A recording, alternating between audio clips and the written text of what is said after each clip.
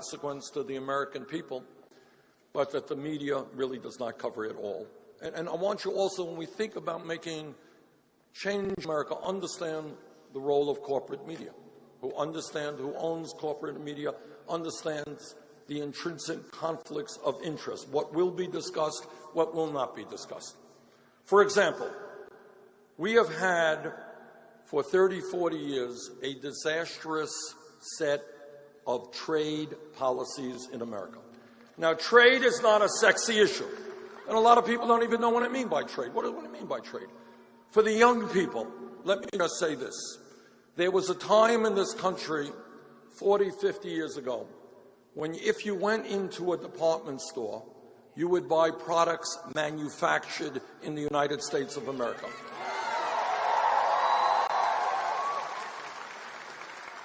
And the workers who made those products often made a good living with good benefits. If you are on an assembly line in Detroit, Michigan, producing an automobile, you know what? You made good wages, you had good benefits, and you had a good union working with you. But what has happened over the last many years is we have seen factory after factory shut down in America.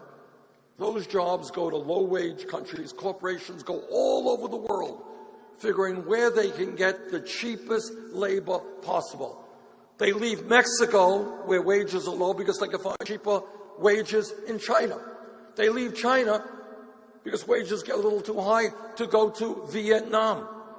They are chasing the lowest wages in the world, and then they want to bring their products back into this country. Now, way back in the early 1990s, when I was elected to the Congress from Vermont, I looked at these trade proposals and I understood that American workers should not be forced to compete against desperate people making pennies an hour all over the world. I went to Mexico.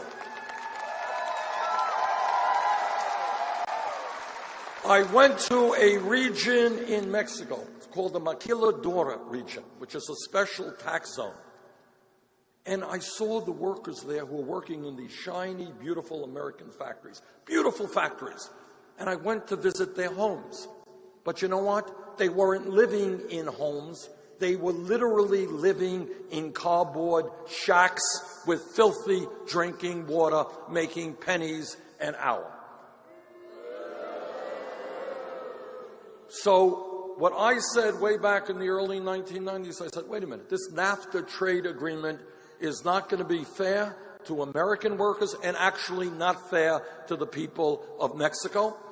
And I helped lead the opposition against NAFTA.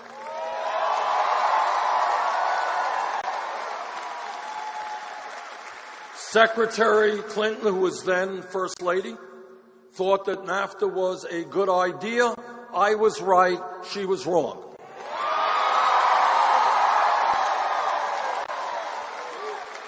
In terms of permanent normal trade relations with China, a huge trade agreement.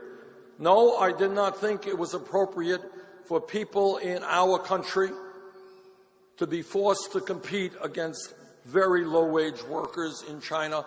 The result of that trade agreement is that we have lost millions of decent-paying jobs. And when you go shopping, as often as not, what you're buying is a product made in China. So we need, in my view, to tell corporate America that if they want us to purchase their products, you know what? They're going to have to start manufacturing those products in the United States of America.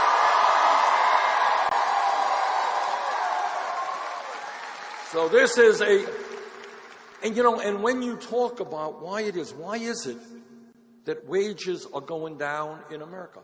It's not only the loss of jobs, it's what we call a race to the bottom. You know what I mean by a race to the bottom? Well, corporate America is saying, why should we pay workers in this country $20 an hour when we could pay somebody in China $1 or $2 an hour? Worker, you take a wage decrease in America. You take cuts in your health care benefits in America. You're going to have to be competitive with people in China making pennies an hour. I reject that.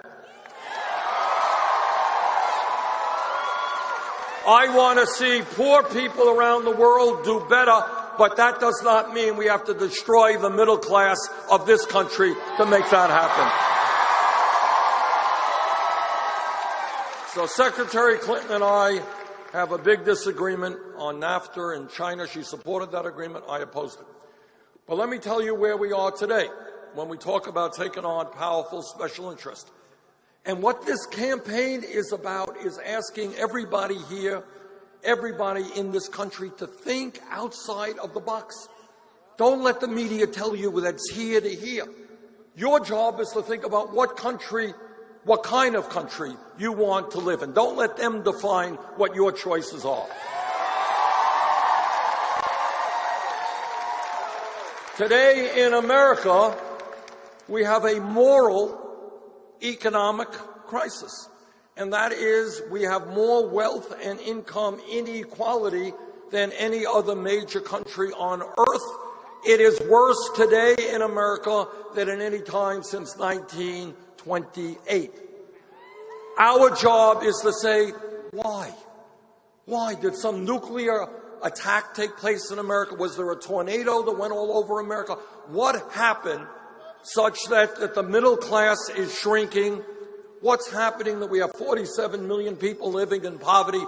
What's happening that we have massive wealth and income inequality? In America today, listen to this, really quite shocking. Top 1/10%, not 1%, 1/10 of 1%, a sliver of our population now owns almost as much wealth as the bottom 90%. In America today, the wealthiest 20 people own more wealth than the bottom half of America, 150 million Americans. Now, this is not talked about. Media doesn't talk about it. Their corporate sponsors don't want to talk about it very much. But if I'm elected president, not only are we going to talk about it, we're going to do something about it.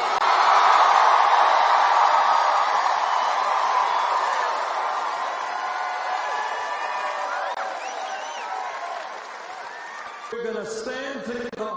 We are going to create a government that represents us all.